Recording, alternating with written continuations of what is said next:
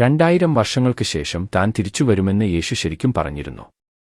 യേശു പരമമായ ദിവ്യതത്വത്തിൽ ലയിക്കുന്നതിന് മുമ്പ് ദുഃഖിതരായ ഭക്തർ യേശുവിനോട് അവിടുന്ന് വീണ്ടും വരുമോ എന്നു ചോദിച്ചു.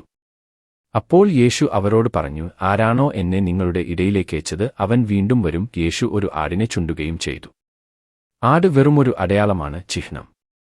അത് ബാബ എന്ന ശബ്ദത്തിനു വേണ്ടി നിൽക്കുന്നു. ബാബയുടെ അവതാരത്തെക്കുറിച്ചായിരുന്നു പ്രഖ്യാപനം. അവന്റെ നാമം സത്യമെന്നായിരിക്കും യേശു അറിയിച്ചു. അവൻ ചുവന്ന കുപ്പായം ധരിക്കും, രക്തനിറമുള്ള ചുവന്ന കുപ്പായം. ഇവിടെ ബാബ അവിടുന്ന് ധരിച്ചിരുന്ന കുപ്പായം ചൂണ്ടിക്കാട്ടി. അവൻ കുറിയവനും കിരീടം തലമുടി വച്ചവനും ആയിരിക്കും. ആട് പ്രേമത്തിന്റെ ചിഹ്നവും അടയാളവുമാണ്.